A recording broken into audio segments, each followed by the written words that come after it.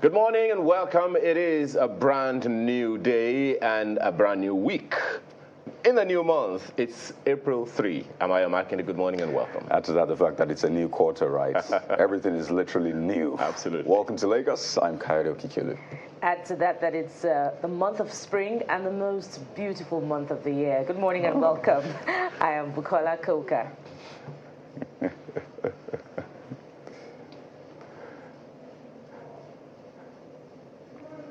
Okay, well. Yes, indeed. It's a month of spring. It's a beautiful month.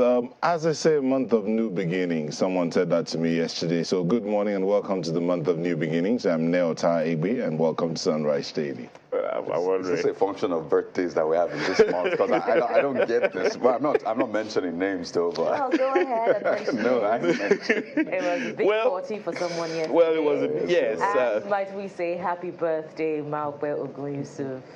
You're a beautiful woman and we love you very much. We're looking forward to wishing you a happy birthday tomorrow on the program. Can we have more of this from politicians who are women and say this about themselves? Don't even. Is it when they're contesting or after they're contesting? You know, one of the things that makes this whole thing rather interesting is that, you know, there are people who are young and there are those who are said to be young at heart. Mm-hmm. And this is one thing that no one should ever lose. You should never lose your youth. Absolutely. In whatever way, manner, shape, or form. And it would seem that that's what Nigeria is doing currently. We seem to be losing our young, and isn't it rather scary? Okay, so to give a background to that, I mean, you're talking about, you know, Nigerians migrating outside of Nigeria, and I mean, this cuts across different age categories, but it would seem that young people make a major part. Would seem? Well, let's just, I mean, when you say statistics, you have to just give that 0.0001% of error, but at least what we've seen so far, young people make a huge chunk of that. Now, for what reason, you might say, are we exactly losing all of them? Don't forget that we still have that strong ties with Nigerians abroad and vice versa. That's why we see, you know, the remittances in at least tens of billions of dollars. Well, it's less than $20 billion as at the last count, but that's a huge amount yearly remittances. So that speaks to some sort of link. But when you look at these figures, it kind of gives you a picture of just how much Nigerians have moved out of a country. And this dates back so as far back as 1990. Our data analyst gave us some view of that one. And you see as far back as 1990. So it's not, as I say, it's not today. Okay, this has been on for quite some time. I dare say, Kayode, my apologies for butting in. I dare say it dates back to the 80s because on the NTA of those days in the 80s, you heard that's where the Andrew phenomenon started. Mm-hmm. And that song done by Venom Marioka, Nigeria Go Survive, he said, Andrew, no checkout. Too. So it was called Checkout. Now it's Japa. I remember another song about a man singing that he needs to get a visa, and he was actually singing directly at expatriates saying, give me a visa. Yeah, that was in the early 2000s. Our memories again. What's the name of that young man who was eventually given a visa and has since left the country? I've forgotten his name. He's a musician. Yeah. I forgot his name, but he was literally speaking in the language of the president of the day. That's the song I'm referring to. Yes. There you go. Okay. Well, it's not hunky-dory, but it's certainly not all gloom and doom. And these statistics, you know, certainly came as a surprise to me. If we could just look at some of the figures, where are Africans migrating to? So you would have thought that, you know, North America and Europe would top the list. But look at this. I hope I'm not reading it wrong. I didn't pass mathematics at any point. It's okay. You're forgiven. Thank you very much. But look at this. Africa, 12.7 million in the year 2000.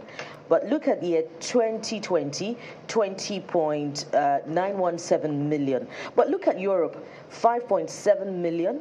In 2000, 11.024 million in 2020. Look at Asia, 2.186 million in 2000, 4.7 1.20 million in 2020. And then North America, 1.1 million in 2000 and 3.26 million in 2020. So Africans are migrating to Africa more than any other continent. Indeed. And just before, so that's who is migrating to Nigeria. We'll get to that, but it's interesting to also situate properly where Nigerians are going to, and that's what you saw earlier on.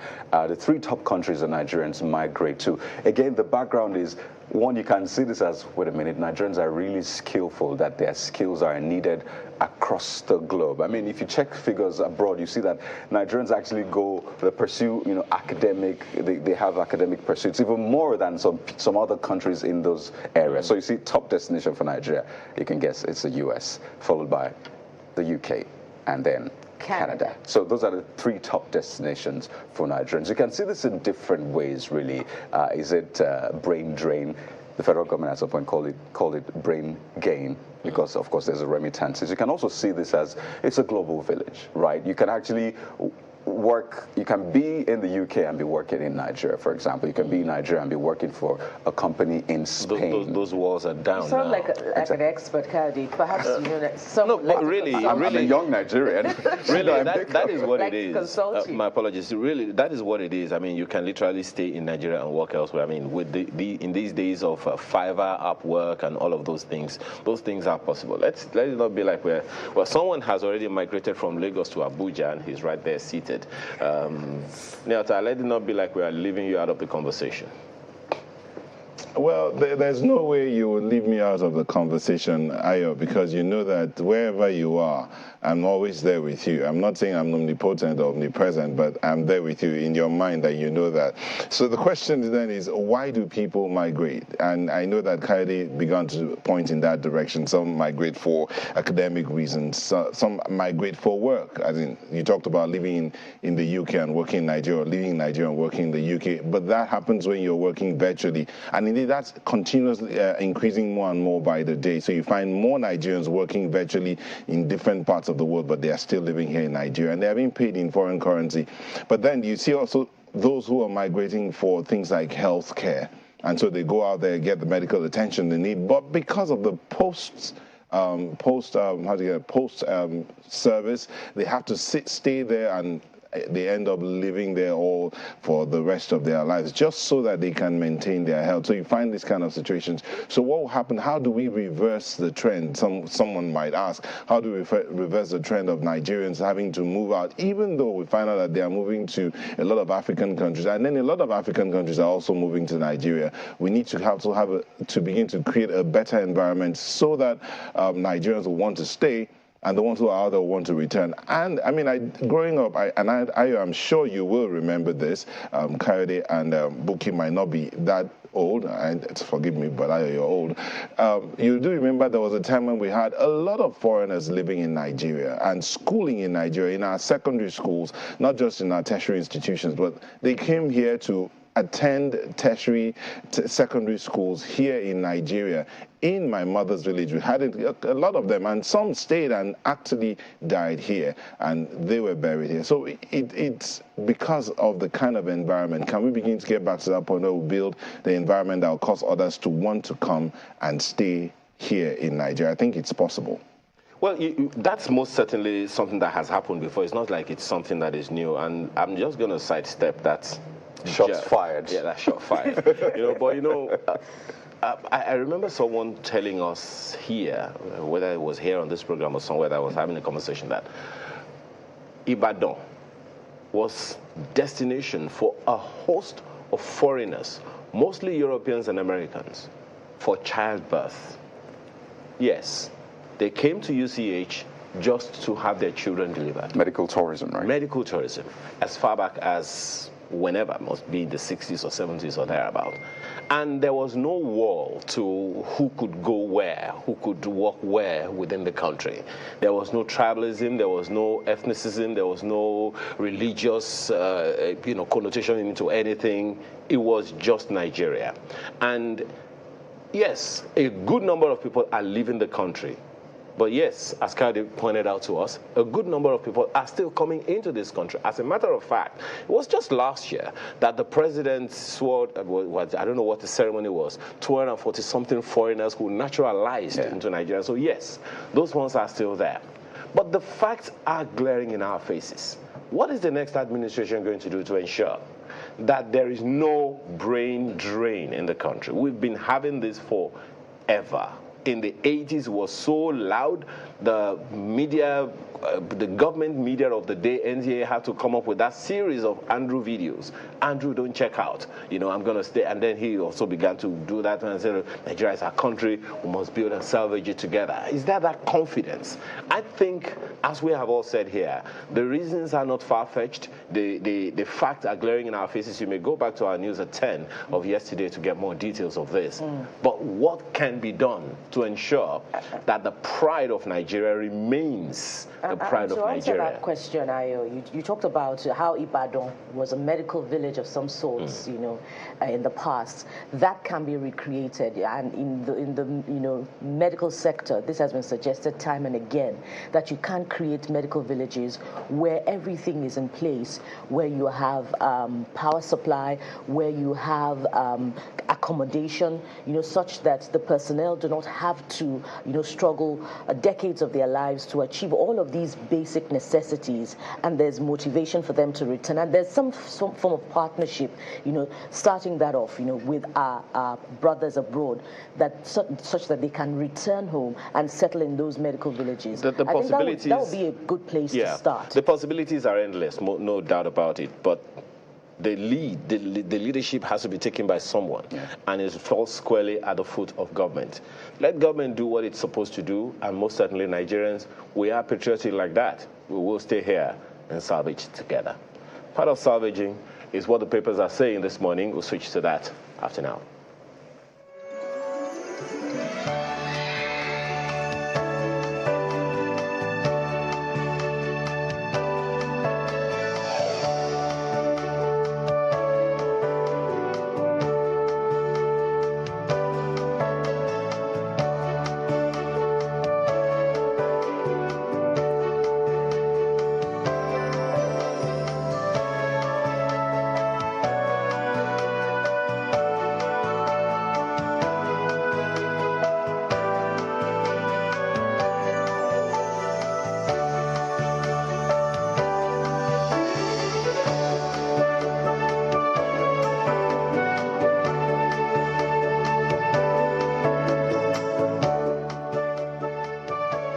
So let's get right into it. What are the dailies saying this Monday morning? Well, a lot, actually. It's a lot. So we'll walk you through some of the major stories. And starting off with the Guardian newspaper.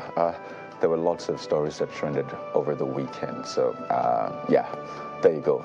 The Guardian has this one. Obi's leaked phone call with Oyedepo raises dust. So, I mean, the dailies are just getting right into it. I mean, no preambles, nothing whatsoever, just straight to the stories. We'll take a look at the riders. Leaked audio on Obi Oyedepo, deep fake, says LP campaign. Okonkwo says audio taken out of context. A big spokesman blames NCC for leaked call. I have never campaigned for any politician, says Oyedepo. And you see Namani with that statement saying Obi introduced religious ethnic politics. So yeah, the 2023 elections may have come, but hey, not at all. In fact, very much with us, whether you call them the vestiges, the aftermath, whatever you want to call it, this is still very much with us. And I think what's also important is what we make of all of this, these issues. And I think that should be the big picture. While the politicking continues, while the cases are in court, Nigeria should be that big picture, which is where we started from. Patriotism, our national, vision, our national goal should be at the very forefront of all that we do, not personal gains or politics, really. Let us do right by Nigeria. So that's the big one for the Guardian newspaper. And it looks like there's some controversy even within the Labour Party about that audio itself, with the LP campaign saying it's deep fake. Yeah. Others saying, well, it was taken out of context. I think it's just suffice to say that politicians will be politicians. Please let Nigerians be Nigerians. And at the end of the day, look, irrespective of all of these, every single one of us is a Nigerian. What is paramount, what is prime for us should be Nigeria. But our leadership sort of trickles down. Leadership is spiritual, so Nigerians will take a lot of their character from who their leaders are, and that's why we need to continue to emphasize that we need some form of heroism from our leaders, such that that's what Nigerians would aspire to.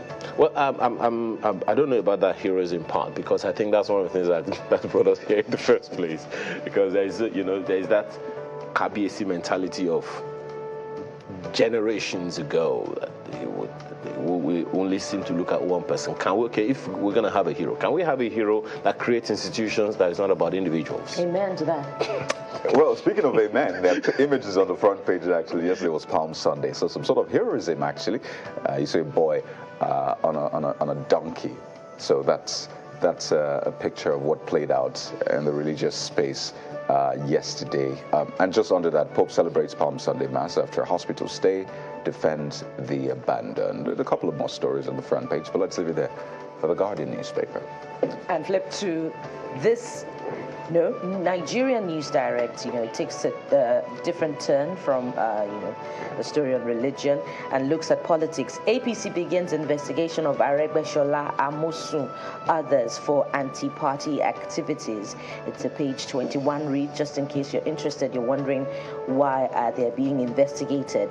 Let's go above the nameplates now and see some stories. Tension as FG concludes 6.7 trillion naira fuel subsidy removal.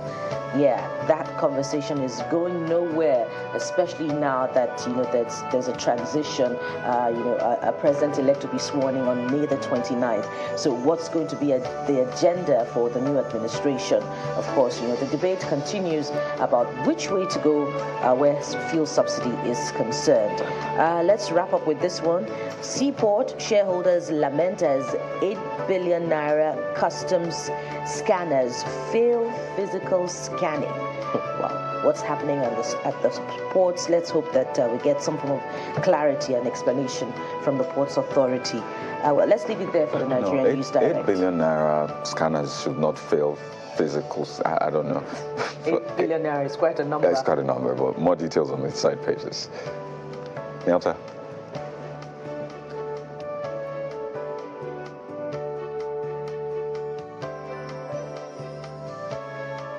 And Vanguard is next.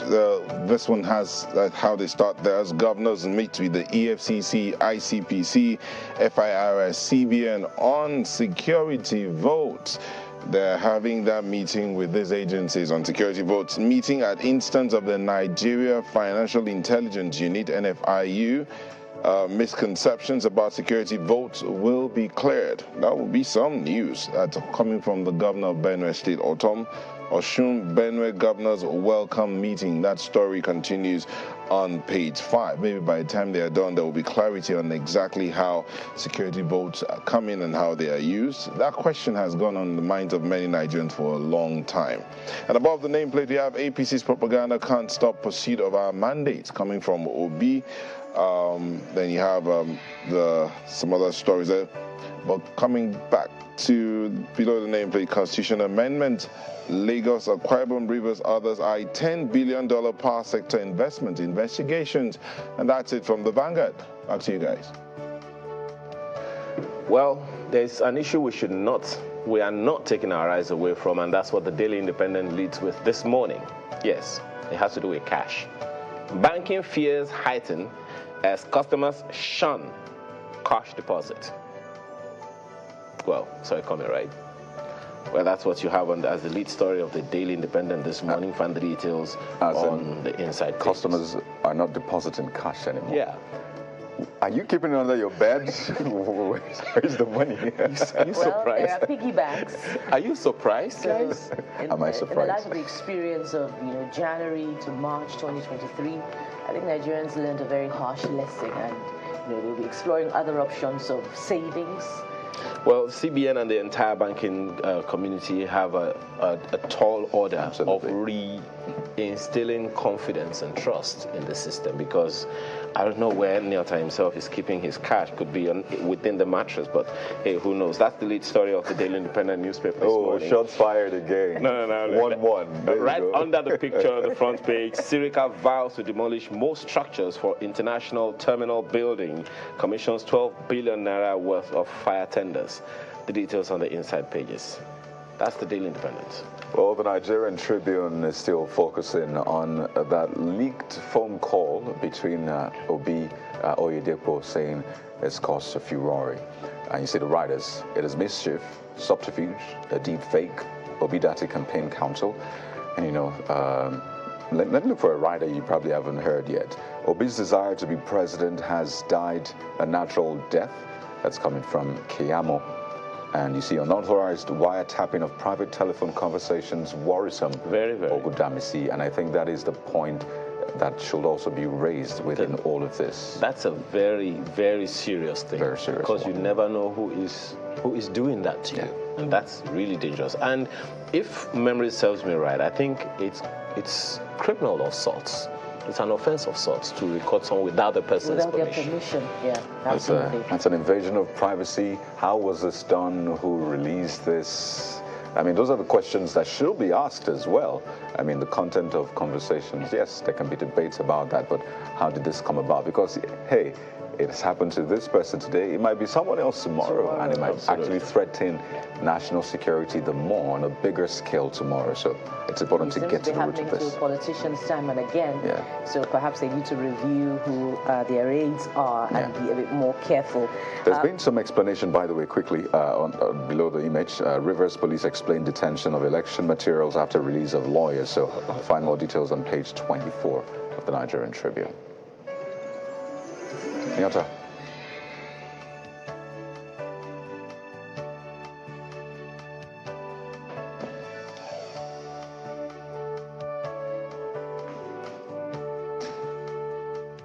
Well, the Nigerian Inquirer is the next one there, or the Abuja Inquirer rather. FCTA sends back 217 beggars to Katsina, 10 other states. Officials say banditry fuels street begging in Abuja, so they had sent them back. FCTA mauls massive removal of structures on floodplains. That's on page 5. INEC appoints 9 senior advocates of Nigeria to defend election. That's on page 13. I should make an interesting read. And what comes out from the courts this period will really be interesting. Page 15 has a story. WIAC releases results of 2023 January-February diet. Withholds over 400. You go to page 15 to find out exactly how Nigerian students fared in that examination. And there below you see the pictures from the Palm Sunday. That was yesterday. Meanwhile, we've entered the Holy Week. I believe Easter is just around the corner for those who are looking forward to that. Governments meet EFCC, CBN over security votes. That's happening tomorrow. It continues on page 3. And that's it from the Abuja Inquirer. So there you go, a look at the dailies. You have an inkling as to some of the stories that will be trending in this week. But we're starting off with a look at the sub-nationals, your state. How is the financing going? How is the transparency and accountability going in your state? That's the focus next. So grab a cup of coffee, whatever works for you. Let's get right into it.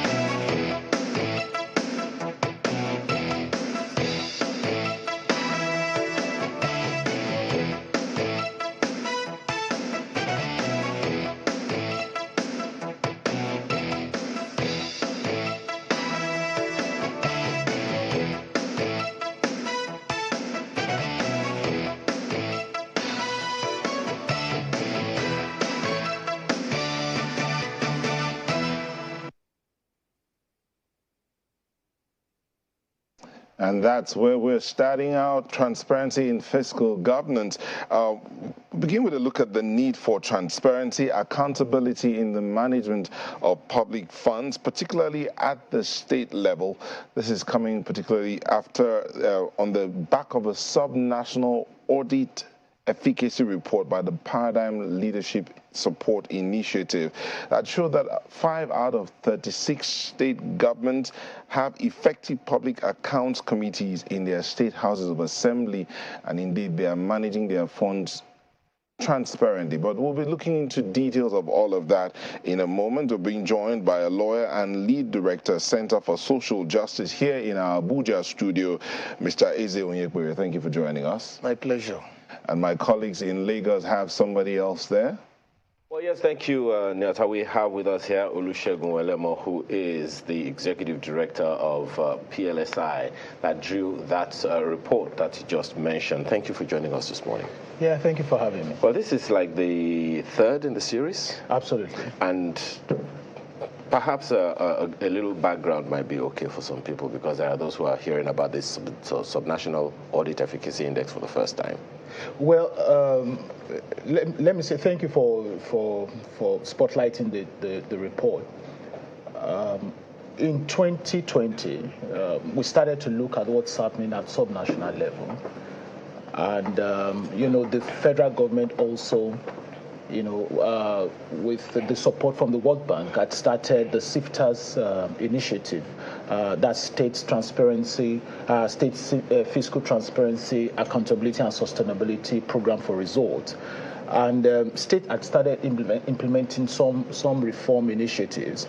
But you and I know that a lot of attention is on the center, and many people look up to the center for what development they're expecting at even community level.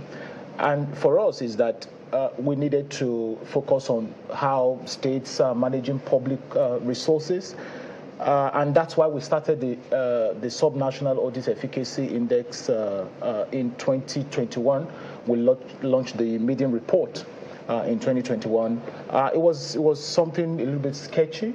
We just wanted to encourage states to begin to manage their resources more effectively and efficiently. Is that to say that the instruments of states were not enough to ensure that? No, absolutely. I mean, there were a lot of gaps as to whether procurement reforms, budget reforms, audit reforms, and all of this, fuse into how, efficiently public funds or public resources are utilized and managed. And at the time, we wanted to ensure that we support actors at subnational level. And a lot of things, were lacking at the time. We recall that even recently, the president, assented to the constitutional amendment that granted financial autonomy to state legislature and judiciary, which meant that at the time, those things were lacking. And that's the whole essence. So we did the first, Subnational Audit Efficacy Index 2020. We did that of 2021, which we then presented last year, March 31st precisely. And then we took it, a step further to expand the methodology with which we're assessing all of the 36 states. But this time around, we went beyond, public funds management to even begin to look at implementation of public policies, because that's even more critical to the lives of the people at subnational level. So that's the whole essence of Subnational Audit Efficacy Index. There is a place of government officials. There are two categories, I dare say. There are the politicians, who are employed by the states, the people, for one role or the other. And then there are employees of government who are civil servants. Yeah. Which of these two classes of employees of the people do you think we have the most significant gaps that has made these gaps obvious that you see? No, you see, everyone has their place in governance. I mean, you need the civil servants, you need the public servants. Indeed, civil servants are public servants, but not all public servants are civil servants. So, and there are public servants who are politicians. And that's why we're also looking at what's happening in Parliament, state Parliament. My apologies. I hope you understand why that question is essential, because the drafts don't perform themselves. Yeah. The laws don't activate themselves. The policies don't, particularly execute themselves. The budget doesn't execute itself. It's people. And one of these classes depends on the other candidate. That's why I'm asking that question. In which of these areas have you found these gaps? Because, as I said, there are instruments of state to ensure compliance with some of these things that PLSI is looking at. So where do we have the most gaps? Okay, so I'll give you, let's go straight into the methodology that we used. So we used, we looked at implementation of the audit laws. That's the legal framework and operationalization. That's one of the methodology. Then we also looked, at submission of annual activity reports. We looked at, the type of audit document published online. We looked at, availability of citizens accountability report.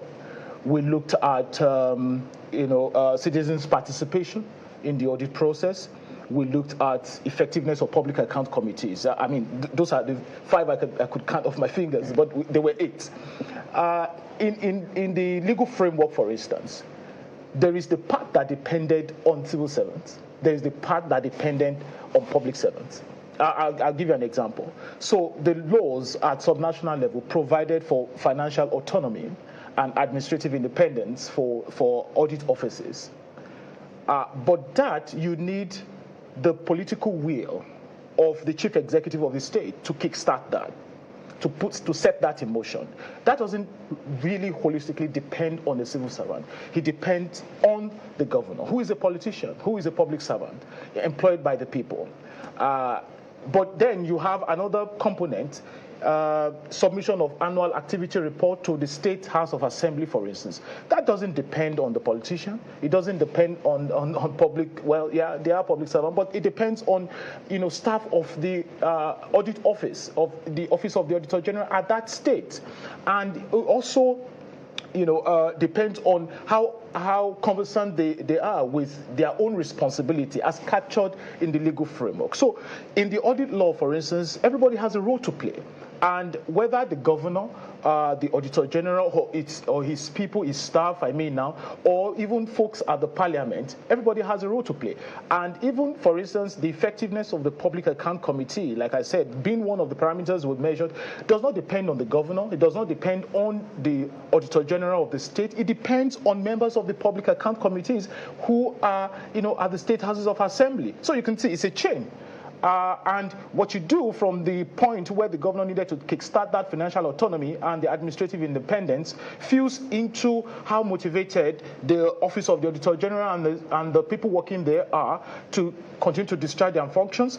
And it then also moves on to what happens at the parliament and whether those at the parliament are encouraged to do their job. So it's a chain. For me, I'd like to know how much of bureaucracy within the civil service, affects the movement of those documents, and how much of dependence on relatedly approval of the office of the governor, depends on how fast the documents that need to get approval and for the audit reports to get across, affects the outcome of the audit process in its entirety.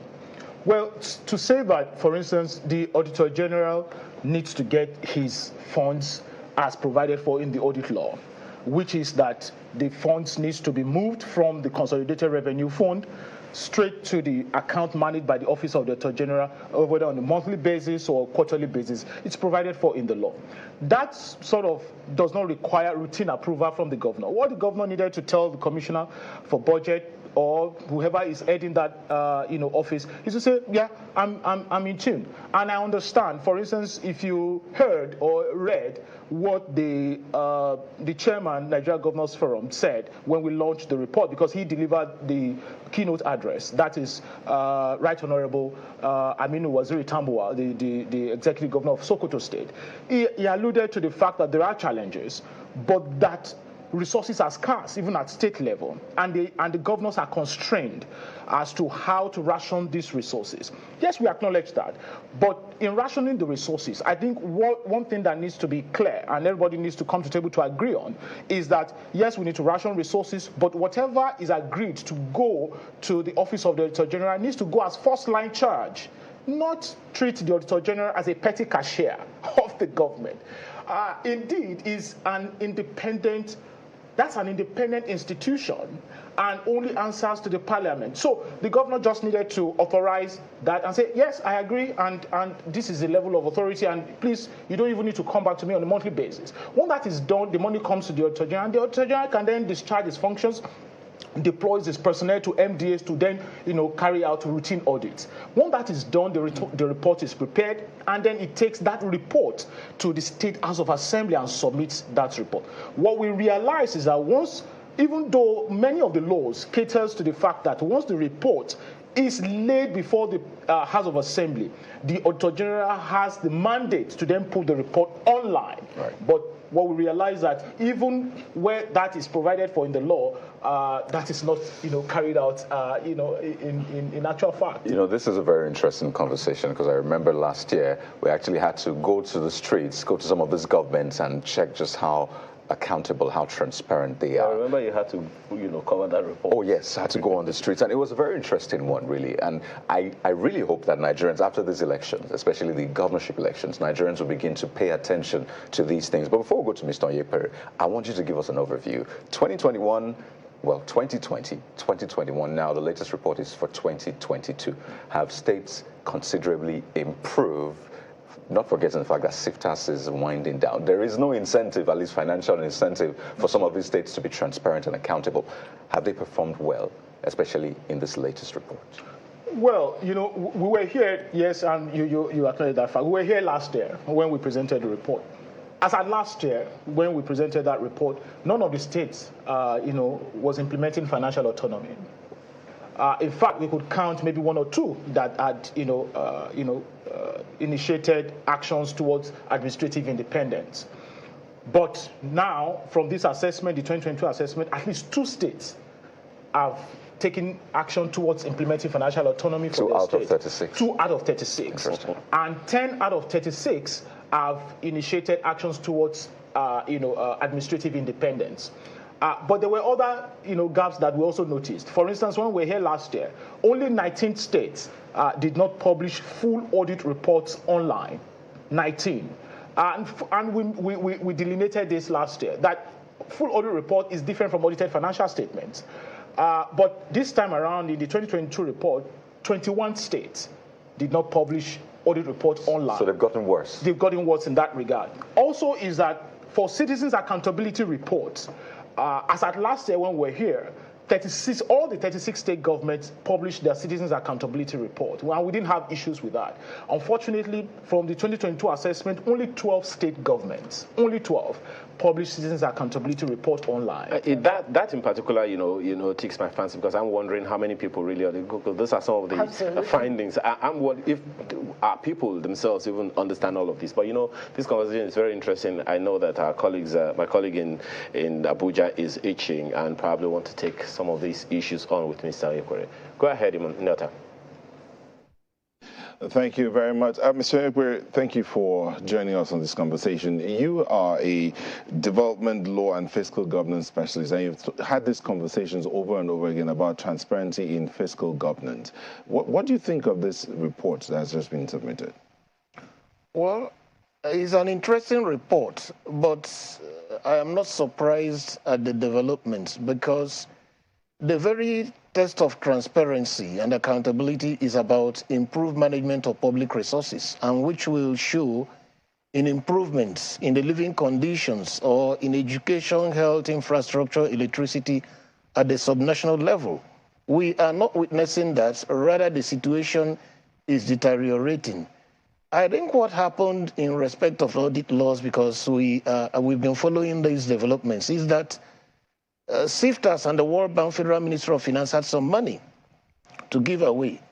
And there were benchmarks. If you do A, you get B. If you do B, you get C.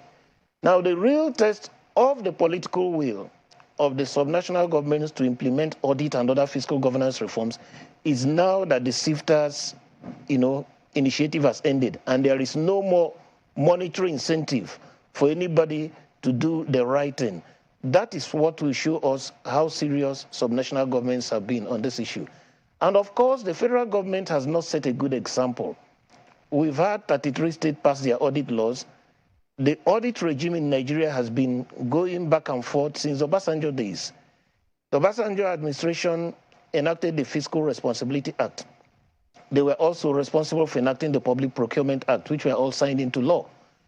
But the Audit Act was passed then, the Audit Reform Bill, but of course it wasn't signed. The Jonathan era, it happened. The first term of Buhari, it happened, it was sent to the president. There was evidence of receipt at the presidential villa, and that was the end of it. It went into cyberspace and was lost.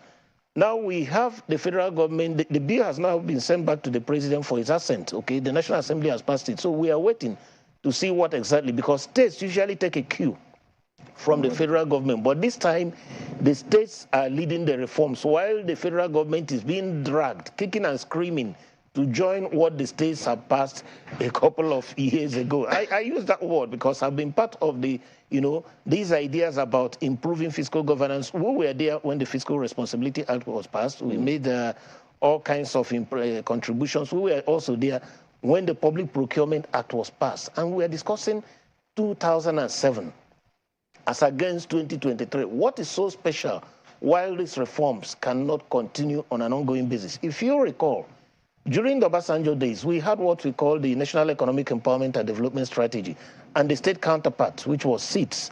And there was what is called SEEDS benchmarking exercises, where the National Planning Commission sent consultants around the Federation to look at the fiscal process, to look at the developmental process, to look at transparency and accountability issues, and states were ranked in accordance with the order of how they performed.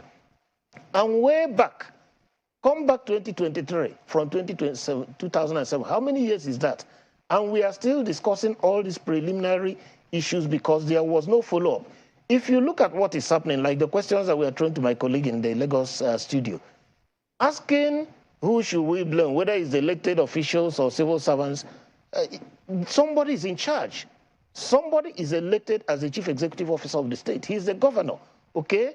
He campaigned around the state. Others campaigned as legislators.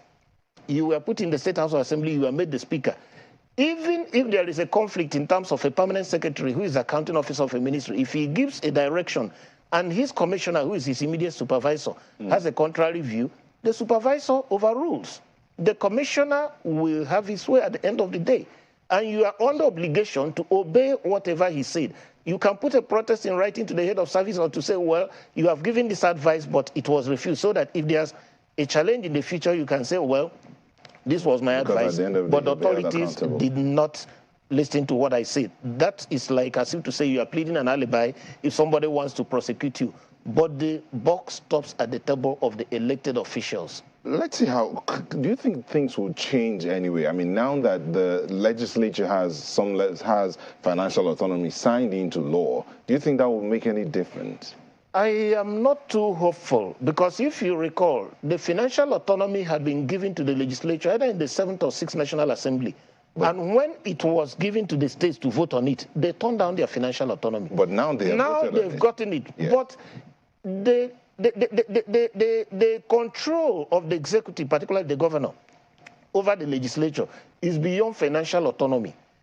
Who writes the lists of those who will even stand as candidates for the ruling party in the election? It is more or less at the discretion of the governor. He's the leader of the party at the state level.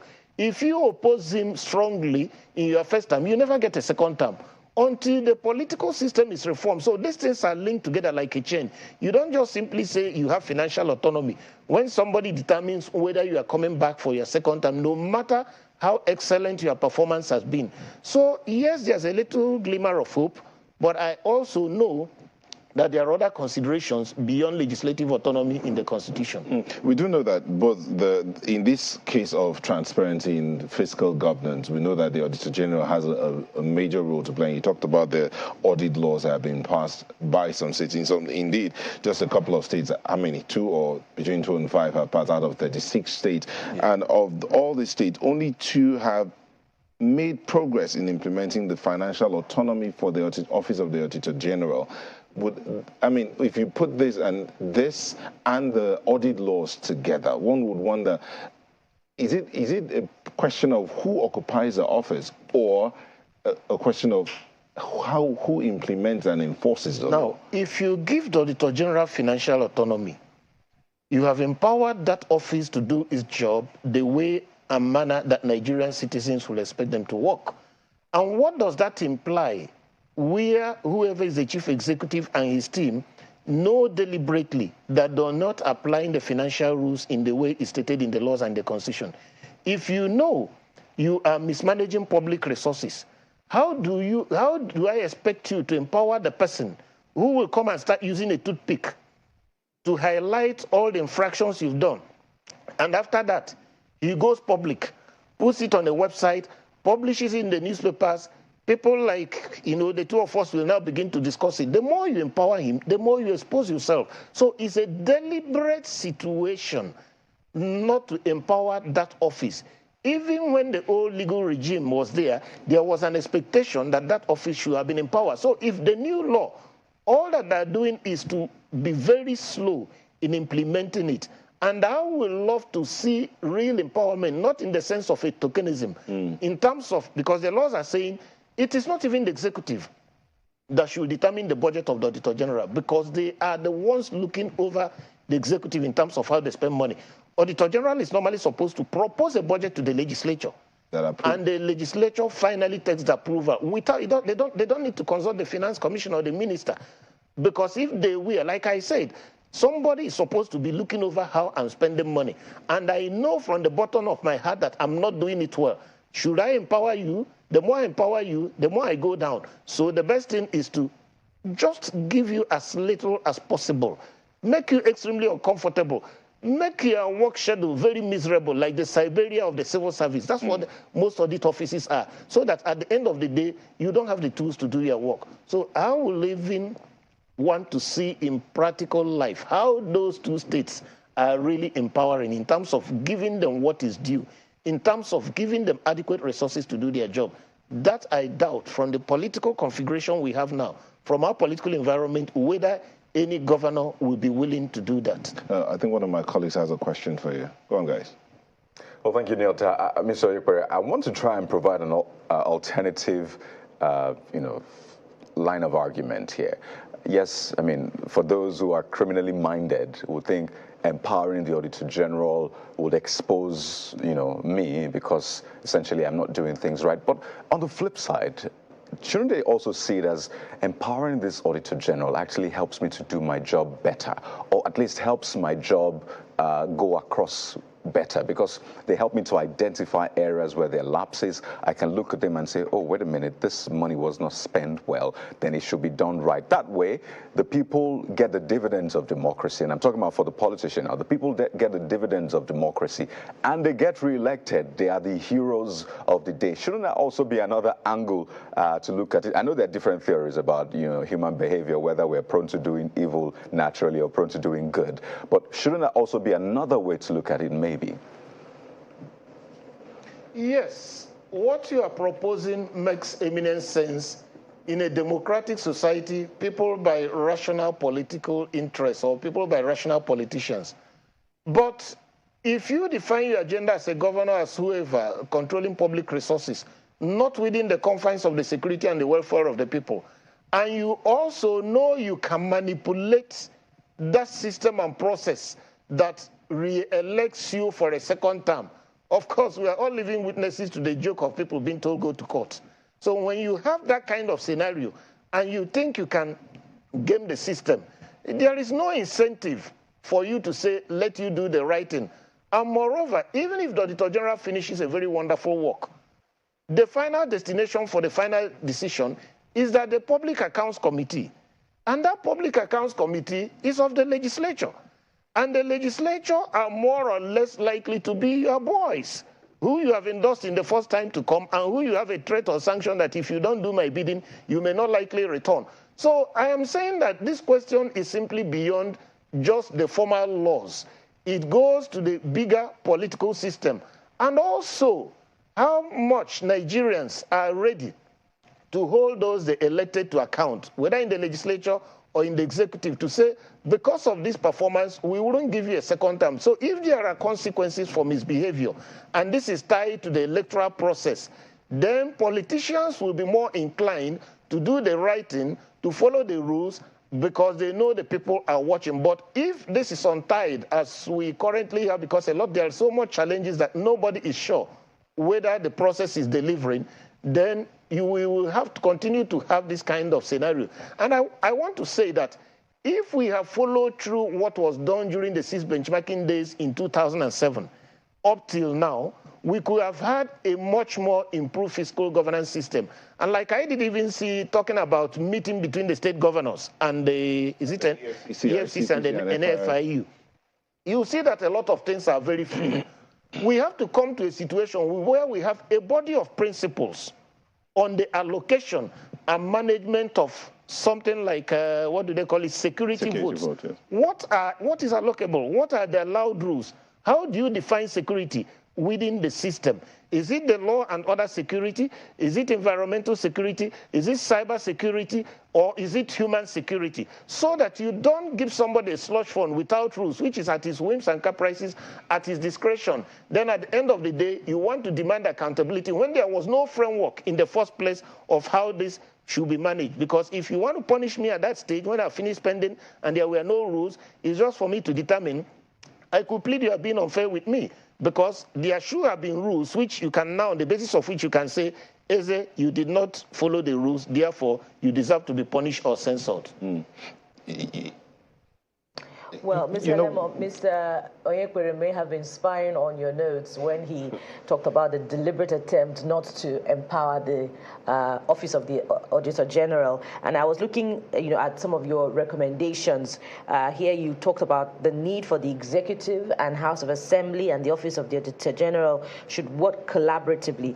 You specifically recommended the appointment procedure, security of tenure, and legal mandate of the Office of the Auditor General. And here again, you talked about how the need for the Office of the Auditor General should be deliberate about enhancing participation in the audit process through annual audit forums. Now, this is ambitious for the Office of the Auditor General, which in normal procedural, procedures of civil service is an appendage of the executives. From your findings, how far are we away from this level where the Office of the Auditor General exercises this much independence? Yeah, I think we're far away.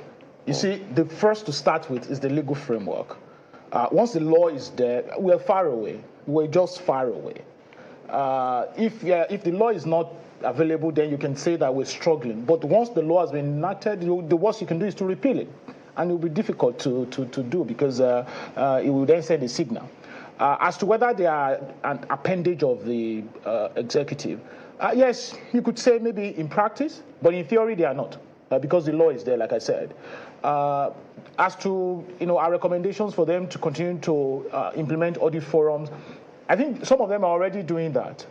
And from the evidence that we availed in our 2021 index, we now begin to assist 5 states to do certain things. For instance, set up their audit offices properly, ensure that they have standard audit manuals, implement audit forums, strengthen the capacity of auditors general in those 5 states to conduct performance audit, strengthen capacity of legislators to ensure timeous review of audit reports. Those are the supports that we are now providing as a result of the evidence that we have availed from the 2021 index. So what we're saying is that, yes, there are issues, but are we going to throw our hands up in the air and give up? No. We're going to leverage the opportunities that have been provided by the laws that have been enacted, and trust that, yes, trust and hope that we're going to have, chief executives, that will, behave properly. And we're already getting some. For instance, Osun State is doing fine with regards to financial autonomy, and they don't have a problem. Delta State is doing fine with regards to financial autonomy, even though they have issues, in other parameters. Delta was ranked 4th. Yes, Delta was ranked 4th. Osun State came first the last time. Osun State and Bauchi State. But now 6th. But now 6th, because they couldn't meet some of the parameters that we put together this time around. So those are the issues, but we're going to continue to review this, going forward, and this is an annual assessment, and they know it, and the parameters. Let me ask you this question. Well, I think I'll take it to Mr. Onyekwere. you know, the natural question that comes to me at this moment is to ask the question whether or not the executives that we employ, Mr. Ekwere, actually know what is expected of them. Because, you know, the question becomes essentially relevant because, I mean, we expect that, I mean, they understand the separation of powers. They understand the Office of the Auditor General. Even in private practice, it's a given. There's some things are just supposed to be a given. It's not supposed to be argued what the role of the audit department of any organization is. Do you think significantly, especially in terms of fiscal governance and accountability, that the executives that we employ into the different states and the different levels of authority where we employ them to actually understand what is expected of them? I am strongly convinced that they do, and if they did not understand at the point of entry of office, they have an armada and plethora of advisors, brilliant professors, all kinds of professionals advising them. So it will have been explained to them.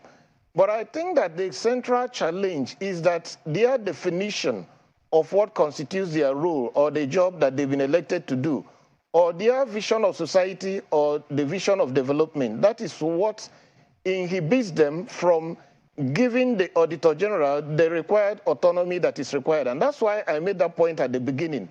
Normally reforms, fiscal reforms, are usually championed by the federal government. And once the federal government does the reform, then states begin to follow. They take the federal law as a model. But this happened in fiscal responsibility. This happened in public procurement. This even happened with EFCC and ICPC because some states are now enacting laws to set up their own anti-corruption agencies. But in the audit sphere, the states are leading. And the federal government is simply trying to play catch up. And it was even the federal government that negotiated the SIFTAS loan for on-lending to states. So why should it be so? So at the state level, they generally look up to the federal government in terms of new reforms. But this is not happening. So what I think is not a question of understanding. It's not a question of appreciating what the law and the facts state. It's a question of sanctions. What are the sanctions if you don't comply? Law is defined as the command of the sovereign, backed by sanctions. If you simply come and tell Eze, please don't drink this water, don't do this, do this, do this. I want to hear if I do it, what will happen? And I don't hear anything. It's like moral adjuration. So I will ignore you and do what I like. And so because until we have that sanctions for chief executives or key government officials, because of failure to comply with all these standards and rules, they will continue doing whatever they like. Okay.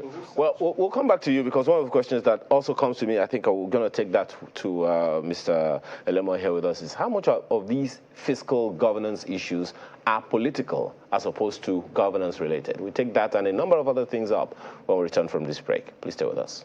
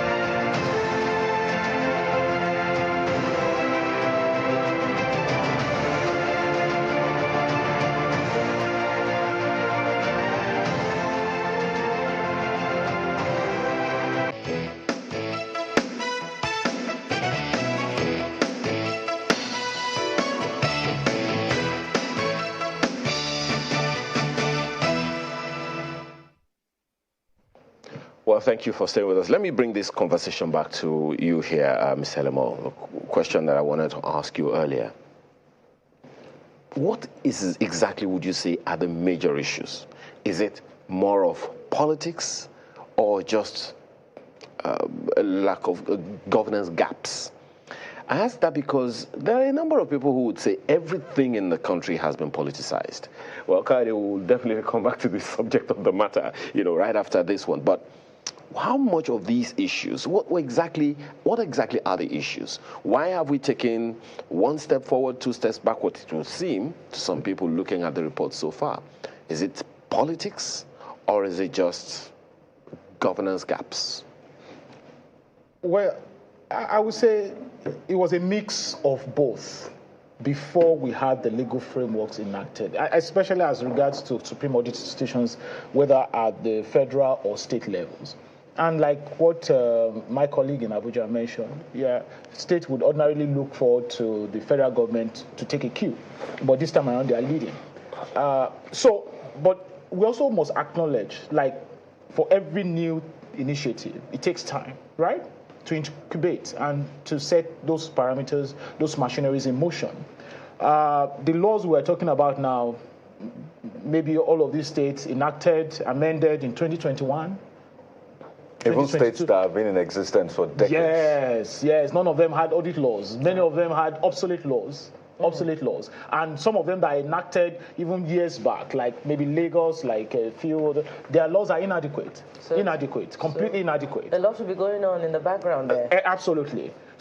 But now that the laws are there, now there are many actors in this regard. For instance, you have the executive, and within the executive, you also have players. You have the governor, who is the chief executive, then you have players within the executive, the commissioners, you have permanent secretaries, and then you now come to the office of the Attorney General itself, and then you go to Parliament, and truly, as politicians, you would want to be, safe in your dealings and ensure that you don't step on toes or what? No, well, maybe you're not exposed in that manner that will, throw you in bad light, before the electorate. Because, you have other political ambitions. So we've seen in that regard where politics, clash with implementation of the laws. But like I said, it's going to be gradual. But for us is that we have decided even as gradual as it's going to be, we're going to continue to monitor every step of the way to ensure that people don't derail. But we are not in a hurry to get it right. 100%.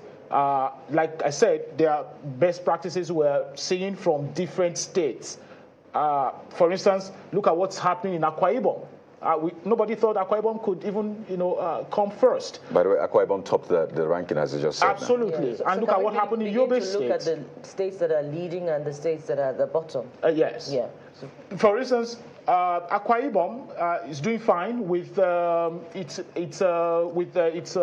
public accounts committees, submission of annual activity reports, publishing of full audit reports online. There are some states that have now gone beyond. Even where the laws were not there, they were struggling with putting out the full documents to the public. But now that the laws are there, they are now safe. The Auditor General is safe to publish the audit report online. And like I said, there's a difference between the audit report and audited financial statement. The audit report provides everything to citizens as to more comprehensive, and citizens can easily understand what's happening with public finance and implementation of public policies with the audit report. Again, is that look at what's happening for instance, in a state like Benue. Though even all of these people are our partners and we're working with them, and we must appreciate them because, for instance, from the 2021 index, we had limited states that responded to our research instrument, but for 2022 we had a minimum of 26 states, which meant that they were willing to out of 36 that responded. So they are willing to work with us and to partner with us in this regard. So, pardon me, that Benue State you mentioned, just to properly contextualize, Benue State was 36th the last time out, but this time around Benue State is 34th. Yeah. So for you, that's some sort of improvement. Well, not exactly improvement, only that some states got worse. You know, some state got worse and had to take the place of Benue. Like Kano. Like Kano. And Borno. And Borno, because many of these states, for instance, number one, didn't respond to the questionnaire. But even beyond that is that some of the parameters that we set, they were not operational in their states, and they didn't provide evidence that these things are operational. And for instance, you could have, because there are 8 parameters, you could have one state do well in 2 and do bad in 6, and then because one other state didn't do well in 7 and did well in 1, you could have that option. Just to be clear, because I'm sure that a number of people are also very, very curious as to how they can also lay their hands on this. We'll come to that in a bit, but I'm pretty sure that Nyota would like to get on in this conversation. But maybe I should ask Mr. Onyekwere. You've talked about this whole laws, parameters, and all of those things. Question that comes naturally to me at this point, Mr. Onyekwere, is, do you see the laws as having enough teeth, as we have it, especially in terms of implementation, to ensure that the proper things are done and there is deterrence for not performing according to what the law expects? Well, in most of the laws I've seen, there is deterrence for maybe civil servants or maybe junior level public servants who do not conform to the laws. But where the big decisions are taken, there are no sanctions for now, because if the governor decides to give instructions that contradict basic transparency and fiscal governance principles, it still falls back to the State House of Assembly as the only authority that can call him to order or possibly impeach him or discipline him one way or the other. So for orders, maybe for permanent secretaries, for ordinary civil servants, there's some level of teeth. But the big political actors, nothing can touch them, which is still not back to the politics of the day. And that's why I was linking the politics of the day to fiscal governance and audit reforms.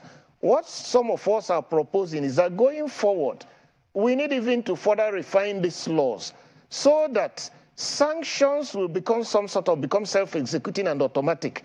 If you are a chief executive officer of a state as a governor, if you are a commissioner, if you do A or B, this is the sanction that doesn't need anybody to prosecute you. Nobody takes you to court. Nobody arraigns you before the State House of Assembly. But a sanction which ordinary citizens can push for implementation becomes effective, because the political circle is some form of party arrangement. No state legislature, in fact, since we returned to civil rule, with the exception of Alames here in Bayelsa, no other governor has been impeached. And he was even impeached because of pressure from the Obasanjo regime and above. And you can see a situation where speakers are always changed at little or no call. The legislators will impeach them. Most of them are coming from push from the executive, who don't like their faces anymore, or who think they will no longer respond to what they want in requests for appropriation or passage of bills. So until we get that system of politics worked out properly for sanctions regime to apply at the highest level, there will be no change. What you're implying is even that issue of immunity for the state governors needs to be looked into again. Are you implying that you have certain areas where the governor should not be immune, especially when it comes to public funds management? Some level of review, not a total review.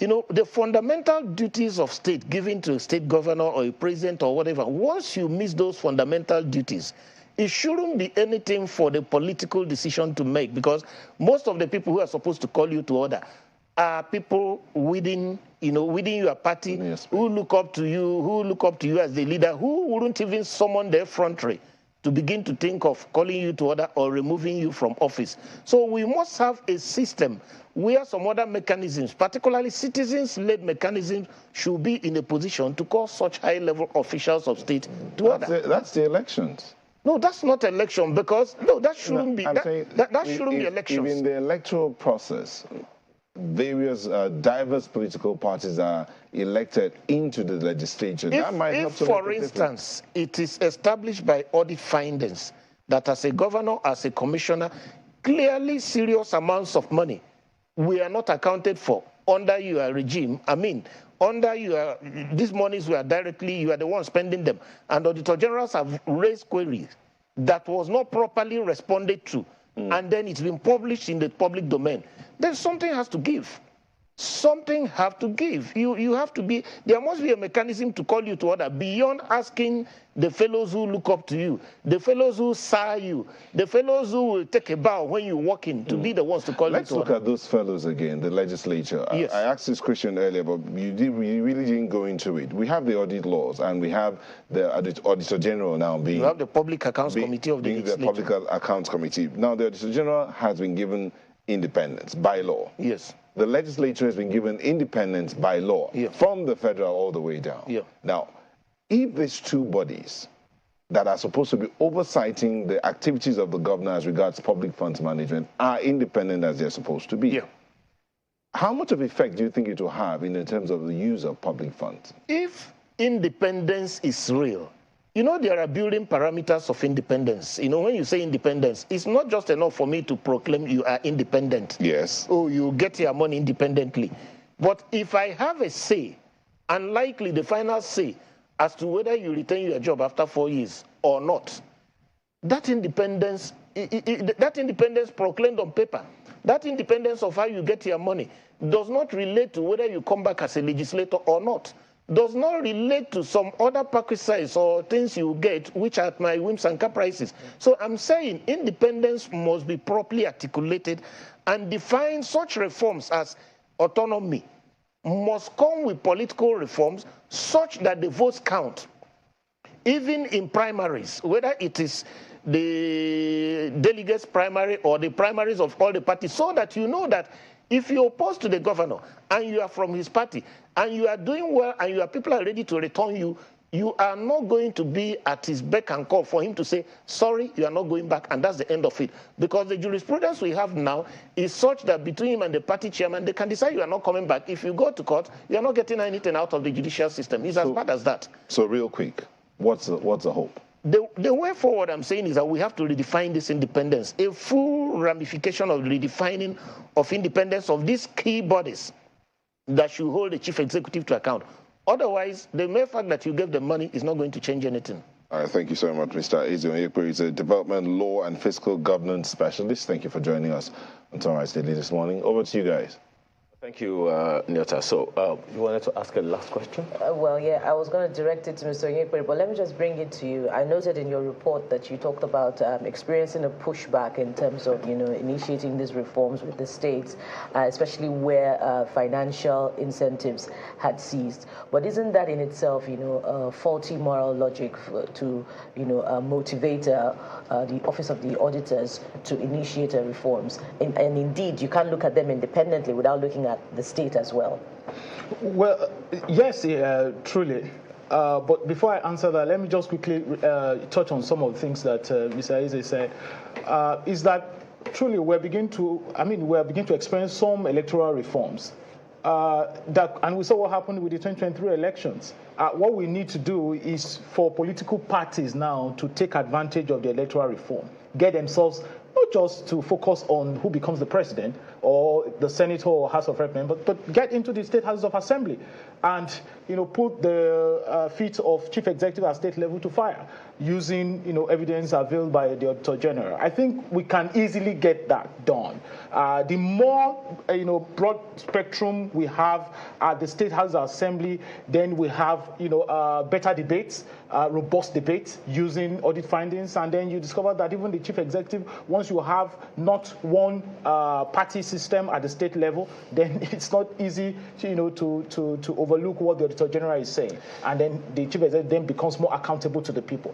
But to the question that you raised, is that for the Office of the Auditor General, I think is that they know that they have a responsibility, to the people to ensure that funds are judiciously and efficiently utilized. And it's also even in the self-enlightened interest of chief executive of the state. For instance, we saw a particular state that had about 100 billion naira budget, and almost 30 billion was not accounted for. That's about 30% of the budget was not accounted for. It's not like it's stolen, but it's not been accounted for.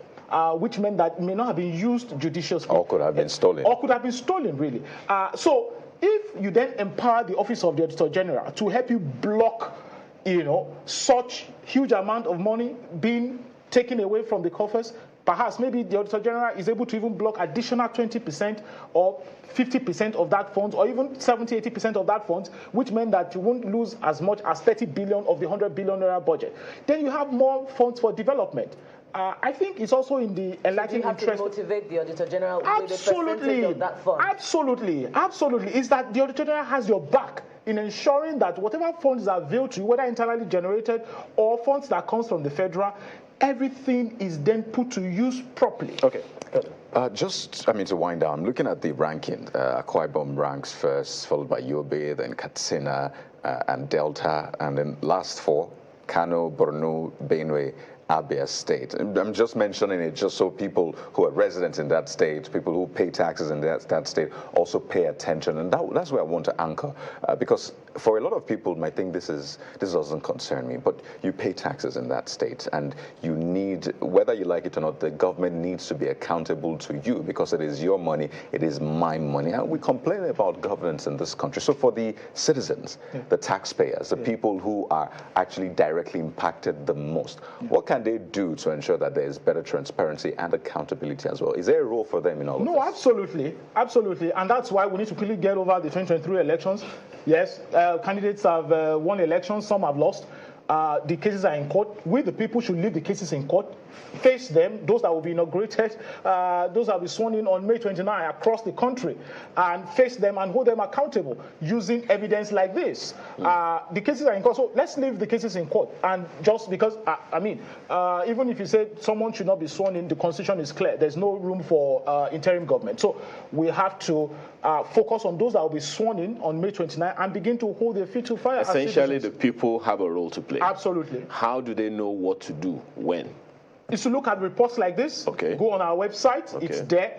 Even though it's a bulky report in print, but it's that we've delineated it in such a way that once you go online to our website, plsinitiative.org, you can go to our dashboard. Once you get to the SA Index dashboard, go to 2022 SA Index. You can click on your state alone. And once you click on your state on the map, it pops out all of the information, and then you can read the report of your state alone. Essentially, and I believe use the information to ask questions. Absolutely. All right. Well, it's an endless conversation. Democracy is not just a 100-meter dash. It's most certainly a long haul for us. Olusegun Elemo, Executive Director of Paradigm Leadership Support Initiative, PLSI. Thank you so much for your time. Thank you for having me. Thank you. All right, so we're back in a moment to take on another one. Concerns you. Please stay with us.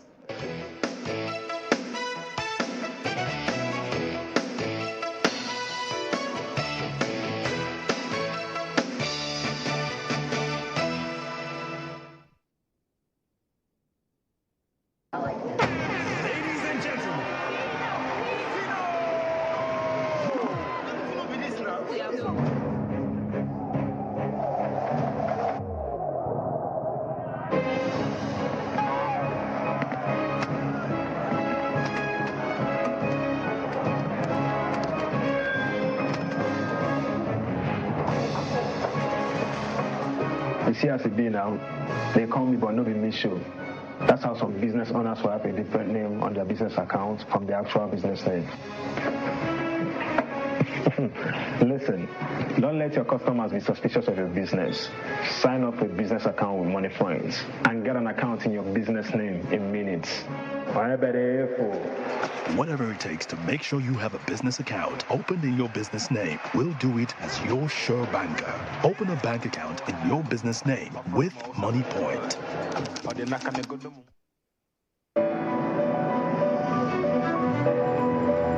Hi, I'm Pat Rankin, and they don't call me World Best for no reason. I only deal with the best, be it auto or business. 100% claim is always guaranteed.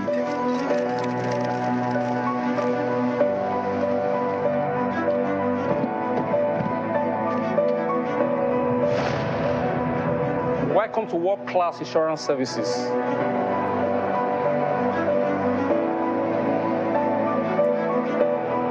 We are Anchor Insurance, where insurance truly works.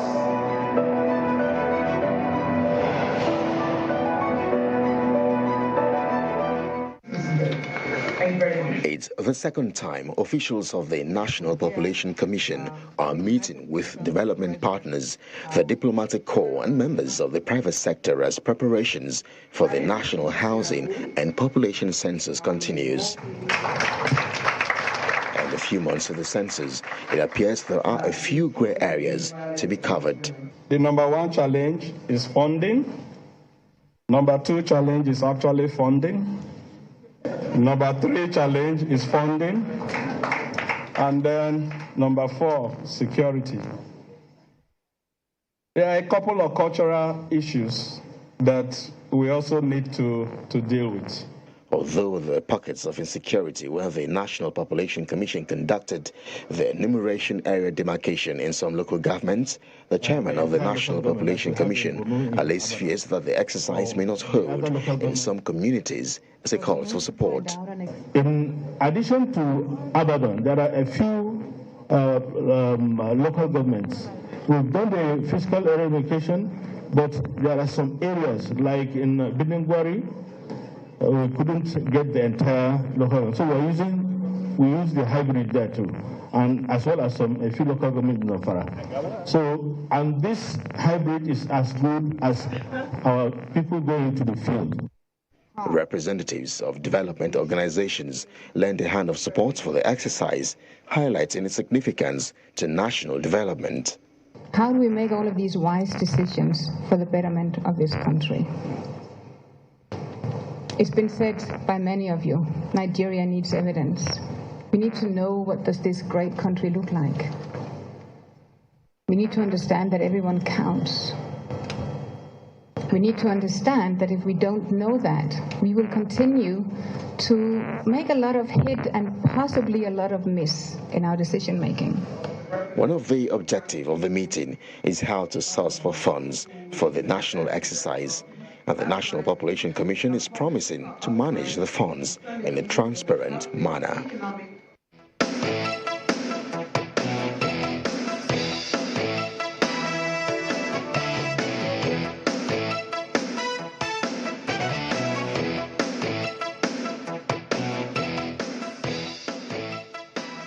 Welcome back. It's exactly 1 month to the National Population Census, scheduled for May the 3rd to the 7th, and we're focusing on public enlightenment, what you need to know, what is going on at the National Population Commission, and how preparations are happening for that exercise. And we're being joined by Dr. Eyitayo Oyetunji, who's the Chairman, Public Affairs Committee, and the Federal Commissioner representing Oyo State at the National Population Commission. Thank you for joining us. Thank you very much. It's an honor to be with you. Thank you. So it's 1 month away. What are the preparations like right now? Well, you used the word basic, and I think you're right.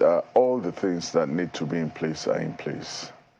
Those things that are left to be done is mainly to train those who will do the work in the field.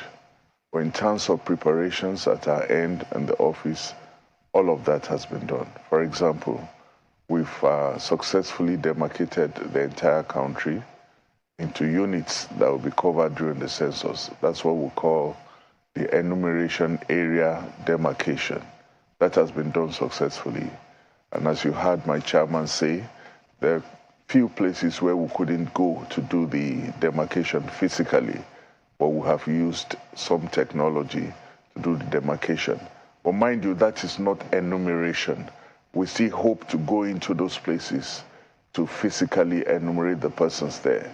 What we have done is to use a hybrid technology to demarcate those places, and they are just about 4% of that. In addition, we have successfully procured like 80% of the tablets that will be used to collect data in the field during enumeration. As I speak with you now, those tablets are being distributed nationwide. We are lucky and to have collaboration with the CBN. Those tablets are being distributed to be housed in the various CBN offices across the nation. We have done series of training up to this stage. So like I said, the only 2 levels of training are left for us to do. That's those who will actually go out and do what we call the building numbering and household listing, and subsequently those who will go and enumerate. So we're really good to go.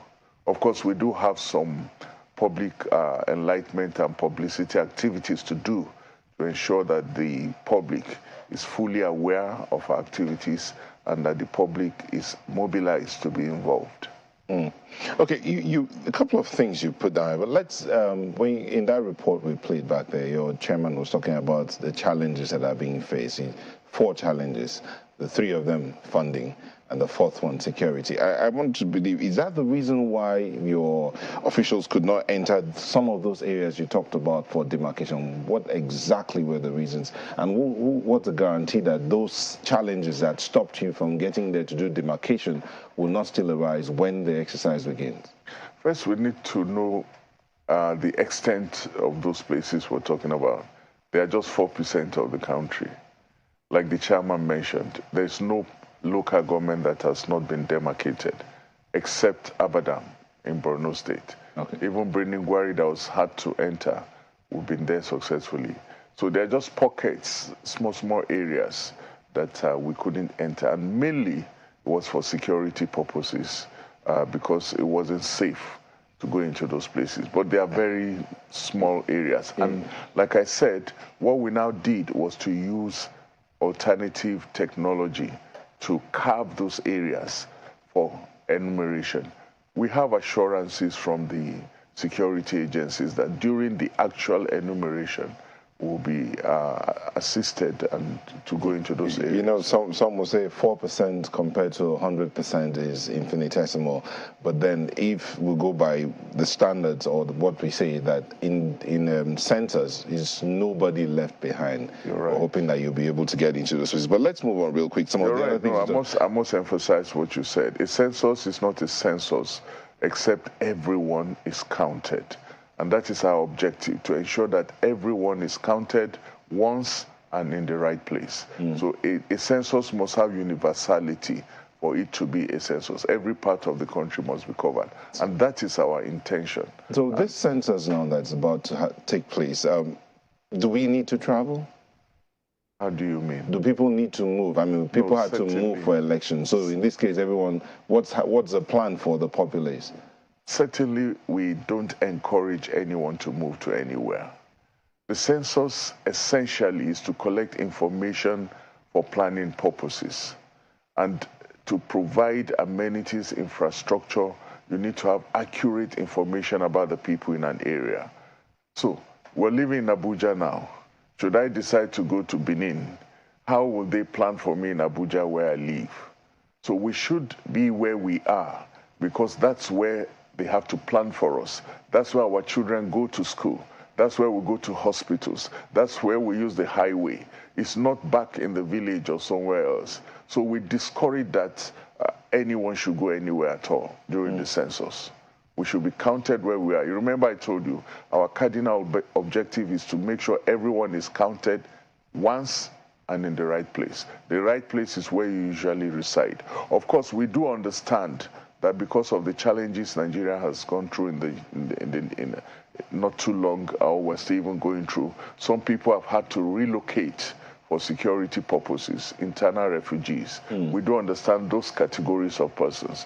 And the kind of questions we have put into the census has been put there so that we can still track where their usual place of residence.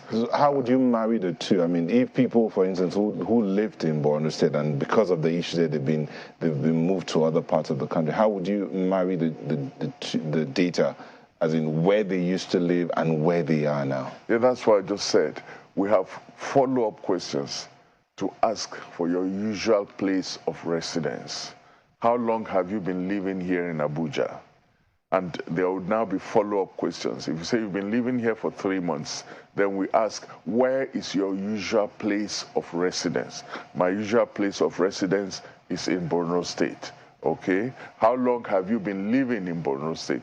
Those follow-up questions will help us to establish where you usually reside. So we'll be able to aggregate that data for those places that people have had to move away from, because those people have been worried that we hope the census is not going to deprive us of the relevant data just because our people have moved. And that's why we have introduced those follow-up questions to ensure that even those areas are accounted for. Dr. Yetunde, there are those who would have concerns, especially this census, at the timing of this census. It's coming almost as at the end of one administration and the start of another administration. Is the NPC not concerned that there might be issues of, say, misconceptions and mistrust as regards the data that will be collected at the end of the day? Ordinarily, there shouldn't be.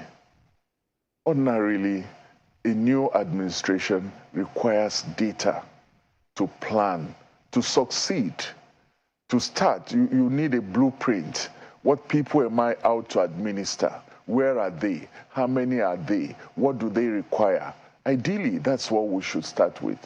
But I agree with you that because of our circumstances, it's not too surprising that some people may want to read meanings. And that's why, number one, we ensured that we insulated the census processes from the electoral processes. That's why we had to wait until after the last elections, just to ensure that nobody says that the plan is to use the outcome of the census to influence the outcome of the elections. The elections have been conducted and concluded, and then the census is coming.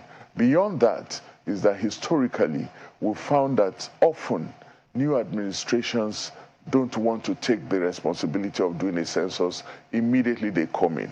And we have come such a long way, and we're worried that if we don't complete the process under this administration, there might be issues of continuity when a new administration comes. This is against certain historical backgrounds of what Nigeria has gone through. We are supposed to have done a census in 2001, you recall. We did one in 1991, and the follow-up should have been in 2001. But because there was a change of administration in 1999, when the administration of former President Obasanjo came in, first, the commission had to be recomposed. At the time he came in, there were 7 members of the commission, whereas the constitution he was operating upon required that there should be 37 members. He had to dissolve them, inaugurate a new one. I think he did that about 2000, which made it almost impossible to have a census in 2001. Almost the same thing happened again in 2016. We did a census in 2006. That, like I said, was delayed to 2006, mainly because of that change in administration. The same thing happened. We were supposed to do the census in 2016, but then, there was a transition in 2015. You see, President Jonathan, we had been meeting with him, working towards the next census, but like anyone would expect, he was equally concerned about the elections that will come up in 2015 before the year of census. And as it happened, he didn't win that election. The new administration came in. They had to grapple with economic issues, recession and all that, and the census could not have been their immediate priority. By the time they waited a while, COVID came in and so on. So we're worried, really, that if we don't tidy up and get this thing done, a new administration comes in and there will be other issues. We need to tackle security, we need to do this, and before you know it, the census will further be pushed back. And we're talking right now, we're 17 years behind. How long do we want to wait? That's why it's not because we're not mindful of the circumstances, but it's, as a matter of fact, because of the circumstances that we find ourselves that we're making every effort to ensure that we complete this process. Okay, my colleagues have questions for you from Lagos. Go on, guys. Thank you, Neota. Let me ask you, Dr. Yetunde, and perhaps to emphasize the question Neota asked you a little while ago, as to whether or not people can and should or should not travel for this census. It is the practice of many that when they want to have elections, they travel. Even during the census of 2006, there are those who decided that they wanted to travel to their homes. But you said it's for planning. Just for the purpose of emphasis and understanding, perhaps of education as well, what's this planning for? so that people who have in mind to travel will understand that having the census where they are is more to their advantage where they are than traveling to their home state or wherever else. Yes, I'm glad you're re-emphasizing this point. It's something we need to emphasize and to continue to enlighten Nigerians about. The census is not about how many we are, how many you are, we are more than you, and all of that. The census primarily is to give the basis that will help any administration to provide a better quality of life for the people.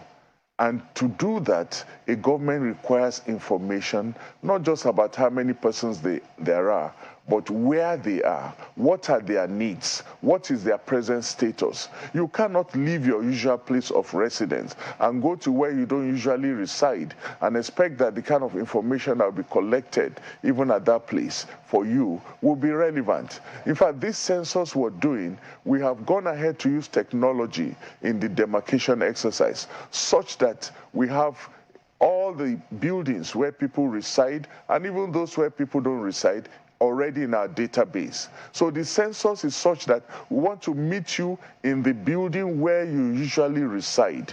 We're going to ask you questions, for example, about the quality of that building, about the infrastructure available to you in that building, about the amenities in that building. Now, when you leave your usual place of residence to go and get counted elsewhere, it defeats the entire purpose. So I'd like you to join us really in enlightening Nigerians. It is counterproductive to leave your place and go to your village. It wouldn't help, because the appropriate development planning that should be made for you where you are will not then be made. And in your village where you don't reside, they will have a distorted figure and information about those who usually reside there. It is a very, very important question, and it is very important that Nigerians understand this and don't at all make any effort to think they want to go elsewhere. In fact, some people have suggested that it should be criminalized, but we don't want to think that way. But we just want to let people know the issues involved and why it is important that they stay where they are. Like I just told your colleague, your children go to school where you are, you use water where you are, you go to hospitals where you are, you participate in the economic activity where you are, and all that is the information we want to collect during the census so that it can enable planning even by administrations.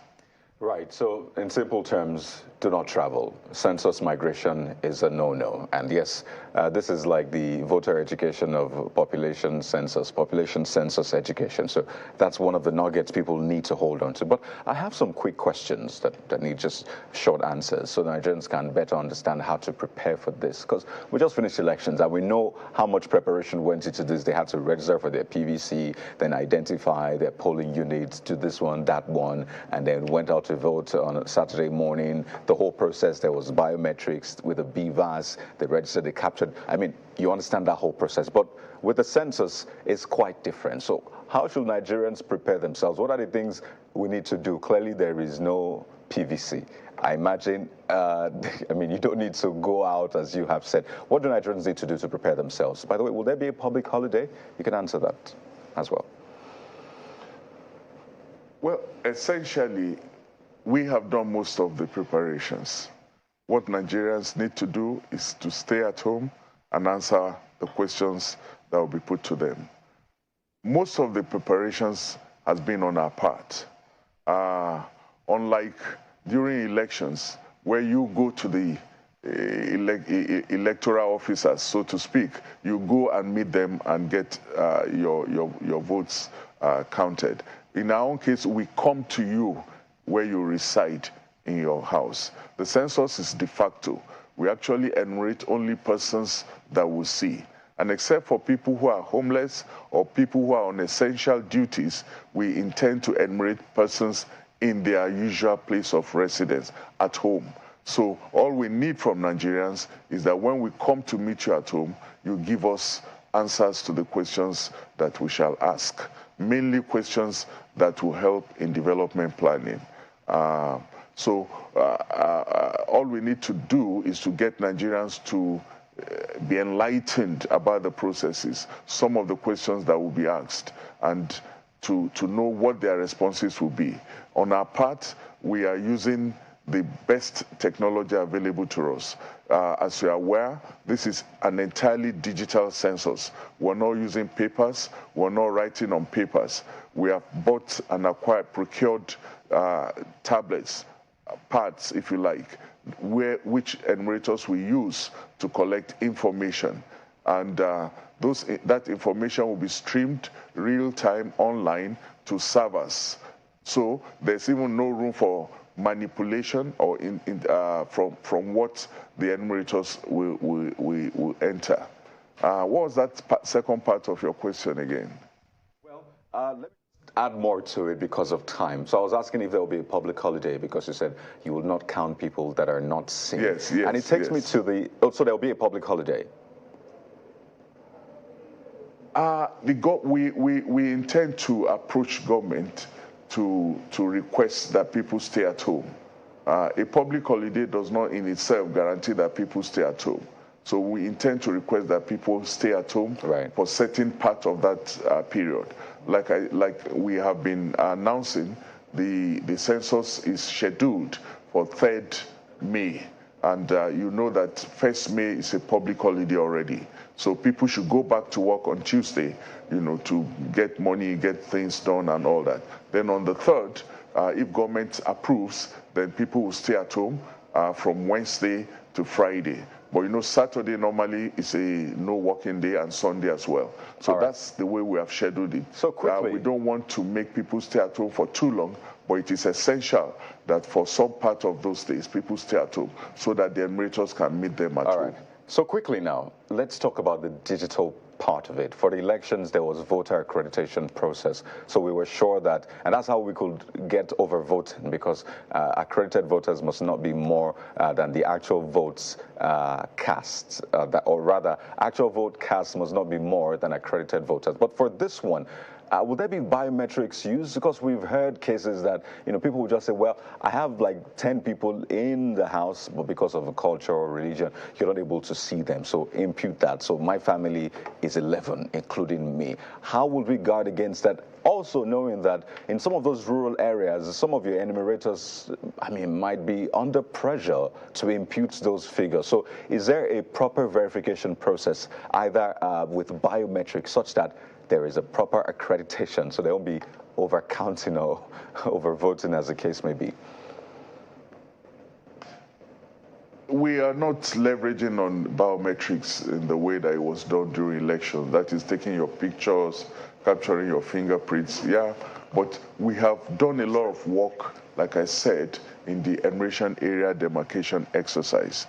And what we did was to first do a census of all the buildings in Nigeria. As I speak with you, we have the information about every building in Nigeria, whether it's residential, whether it's non-residential. So before the enumerator goes out to the field, he's already going with information on the buildings that he's going to visit. That is buildings where the people he's going to enumerate actually reside. And these buildings you're going to see as pictures. They are pictures that have been taken from the satellite. So you're going to see the actual building where the people he's enumerating live. We expect that just looking at the building, you will not be able to look at a building and say there are 100 people here, when it's obvious that not up to that number of persons can live there. This is a population and housing census. The housing component collects information about the living condition of the household. You're going to have questions, for example, how many sleeping rooms are here? How many persons sleep in those rooms? What is this building made of? And so on. Those questions, yes, are intended primarily to collect information about the living condition of the household. But in addition, they also serve to checkmate, the possibility of people overcounting, so to speak. So those are the interventions we are put in place to ensure that it's going to be difficult for people, to begin to impute non-existent persons into the census process, because the check mechanism is such that it will be difficult. For example, we also have tracking devices on the tablets we are using. An enumerator cannot go and sit under a tree, for maybe a whole day and then come up with figures, because the tracking device that we have put on those tablets are such that it will be obvious that he was not moving from one building to another. In addition, would they also indicate that you're at a building at every point in time? Is it that detailed? Yes, in a way, indirectly. We have geofenced, the tablets. For example, if I'm to enumerate in this area, until I come to this area, the map for this area will not be downloaded. I must be where I should be before the buildings will be downloaded on my application.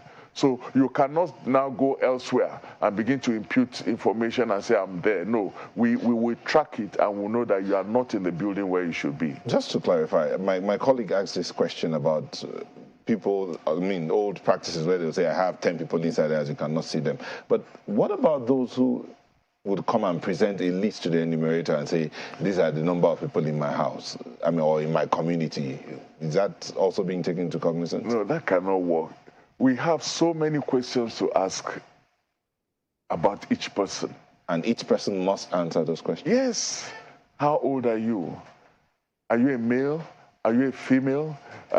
For example, if you say you're 20 years old, you have to be careful about every other question. You cannot be 20 years old and have 7 children. You understand? Those things will not match. The questions are structured in such a way that when you begin to give conflicting answers, the questions will indicate so. There are several questions to be asked. So it's not about bringing a list and say, just write this number of lists. It doesn't work. And like I said, the technology we're using is that we can track many things. Don't forget that we had done an enumeration area demarcation. All those buildings had been visited by some other people. You've not exactly answered the question about, if I say, for instance, you come to my house, for instance, and I say I have 10 children in that room, you cannot enter there. What's going to happen? No, I must see the 10 children. I must see each one of them. The enumerators would insist on seeing the 10 children? Yes, we're going with male and female enumerators. We're going to do a lot of enlightenment. It's not a matter of being forced to, although we would have a legislation towards that. But if you say they are women, we have female enumerators that will see them and ask them questions. So the cultural issues have all been taken into cognizance in the planning of this census? Yes. Because these things were experienced in the past. So we have made efforts to contain them this time around. I assure you that everyone that will be enumerated will be seen. And not just seen, where they live will also be indicated, such that you can visit that building any other time and have the same information verified. Those buildings are geo-referenced. They are there for you to see. You will see them as pictures. So you can always go back there. You can sit in the comfort of your room and tap that building and actually see the data that has been imputed for the building. That's the kind of census we're doing. I must say that for the first time, we're doing a census that is also geo-based. In the past, it's mostly demographic statistics. You're 10 years old, you're a male. But this time around, we're tying every of that information to a geographic location. I'm 10 years old and I'm 5 years old living in Abuja. Wait, not Abuja, living in this building. In this building. In this building that I can see. Okay. The building has a GPS location. And on our map, by the time we're done, you just tap that building and you will see that there are 6 households here, there's 1 household here, so these are the persons that are there. You say we streamed live, so wherever I am, I can monitor. By the time we finish, and it's now in the database, that's what I mean. The database will be such that it is a map. Okay, hold on. My colleague Bukola has a question. Bukola? Thank you, Nilta. The minister had said, days to the initial census date, which was rescheduled, that the commission had just about 60% of funding that it required for the exercise. And, even now, you have planning to recruit about 800,000 enumerators for this exercise. So with 60% of funding released, unless there's an update, how can you cater to the needs, the allowance needs and welfare needs of 800,000 enumerators for this exercise? Well, we have all the information about what is required. And as the minister said, we have approached government, we have presented this to government, and that effort you saw was part of the effort to ensure that those funds are available. We have been given every assurance, because if you had seen the data that was presented by the Honorable Minister for Budget, every level of expenditure has been accounted for and has been indicated. At this level, we shall do training for so number of days. These are the number of functionaries that will work, and this is the allowance that is payable to each one of them. And all that has been made available to government, and we have the assurance that the funds will be made available. Don't forget, at a time like this, the system of government is such that they don't want funds to be resting, in any particular agency when it is not yet ready to be utilized. So we have every assurance that as we move to every level, funds will be made available to us. We're winding down here, so just this one question, and I like use technology. Now you're using technology, and there have been discrepancies. There have been issues with that technology. You talked about live streaming data and all of that. How are you going to merge this data? Are you working with NIMC to ensure that this data is put together, or the Data Protection Council Commission to see that all of these things, data is not messed up in any way? What's the guarantee that that which you finish collecting, the information you collect from the different locations, is safe and transferable, and when it gets into that database, it will be secure? Are there any guarantees to this? Yes, of course. National Population Commission is primarily a data collecting agency. We've been collecting data for years, and we know the importance of keeping information about persons safe. Like I told you, we don't release information like this is John and all of that. No, John is a statistic. When it comes to data, it's not about individual. We're working with the Ministry of Communication, and all the protocols about data security, we have entered into that. Okay. And in terms of glitches here and there, we're working with all the service providers. We have mapped the various services that are available in different parts of the country, such that by the time our people go to the field, we know which network is strong where. If you come to our office, you see the map, you see what is strong elsewhere. But we have also made provision that where there is no service at all, the enumerator can collect data and store it in his pad and wait until it gets to... And that will not be compromised? No. Okay. He waits until he gets to where there is internet connectivity before he uploads. All right, thank you very much. Dr. Ita Oyetunji is the Chairman, Public Affairs Committee of the Nigerian National Population Commission, and he's also Federal Commissioner representing Oyo State. Thank you for speaking with us. Thank you so much. And that's it from the Abuja studio. Guys? Well, it's just a good time for us to say, have a wonderful day, everyone, for the time that we've spent with you and that you have spent with us. Hope it has been worth your while. Have a wonderful week. I'm Ayo Makinde. Oh, yes. From me here as well, let's make it a profitable one, right, in spite of all of the challenges. I'm Kairo Kikuli. And just to add that we do not discount your meals. We acknowledge them. We'll promise to take your meals tomorrow. And tweets, actually. And tweets. Thank you for watching. I am Bukola Koka.